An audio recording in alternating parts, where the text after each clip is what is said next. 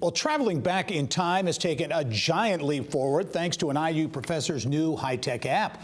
Check this out. This is Rome as it looked in ancient times.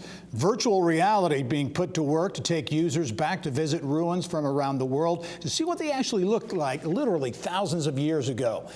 Pleased to welcome to the show Bernard Frischer. And Bernie, professor of informatics at Indiana University. Bernie, welcome to the program. Thank you, Gary. Thank you for inviting me. This is fascinating technology and what you're doing with technology.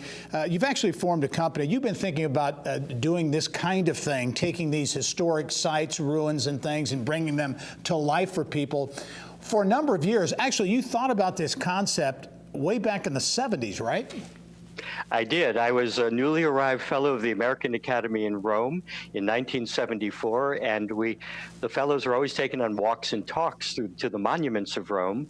And the first place that our professor took us to was the Plastico di Roma Antica, a great physical model in plaster of Paris of the whole city of ancient Rome, 60 feet across at a scale of 1 to 250, that took 40 years to make. It just was finished in 1973, the year before I arrived. And I thought, coming there with a background in photography, in electronics, and with a PhD in classical studies and archaeology, I thought there's got to be some technical way to get this marvelous monument out of this obscure museum, which, by the way, had been closed for the last 5 years or so, and into the hands of people around the world. Their living rooms, their school rooms.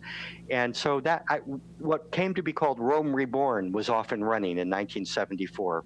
Wow. And you started using video, but that has transformed, obviously, with technology into the digital realm. You've just released a month ago or so, Beirut Reborn, the historic Lebanese city. Talk about that app. It's a free app that folks can get. Talk about what that's all about. Yeah, we give it away free. Our company, which I started in 2018 to commercialize this kind of work that I started doing in university labs, is always happy to create free virtual tours to great World Heritage sites around the world. If a philanthropist will step forth and pay the expenses up front, then we'll create it and give it away for free. We've already given away almost 25,000 free copies of Beirut Reborn. That's a World Heritage site of the country of Lebanon, and it's existed since the Neolithic, so for over 10,000 years. But the peak of it, everybody agrees, and the standing ruins that you see when you go there, date to the Roman period. And the philanthropist who funded this, the retired Kuwaiti banker Bassam Al-Ghanem, and who funded it in memory of his parents, took him there when he was a boy, and he fell in love with it. And he always wanted to see, what did it really look like in antiquity? You've got these standing ruins of some of the biggest temples the Romans ever built, but they're just ruins. So we put the flesh back on the bones and show you the way it looks today. And we did that with the help of the German Archaeological Institute in Berlin that has been excavating there the last 20 years. So they're the world's experts. We always work with the world's experts. Yeah, we'll only have about 30 seconds left, but what's next? This is fascinating technology, bringing history, literally ancient history, to life. What's next?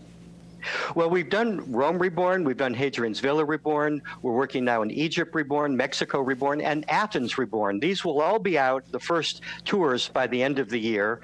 And now we're moving into this exciting new field of NFTs, non-fungible tokens. And we're talking to the biggest auction house in the world that has had the greatest results with auctions of NFTs. And we have a lot of NFTs in our archive that can be monetized. Very so that's good. The big Very Next good. big thing. Beirut Reborn, flyoverzone.org. That's for the free app. Flyoverzone.com. See a whole number of locations from around the world for a fee. Fascinating technology. Bernard Frischer from IU, the School of Informatics. Really appreciate it, and congratulations on the endeavor. Thanks, Gary. Nice to be here. Bye-bye.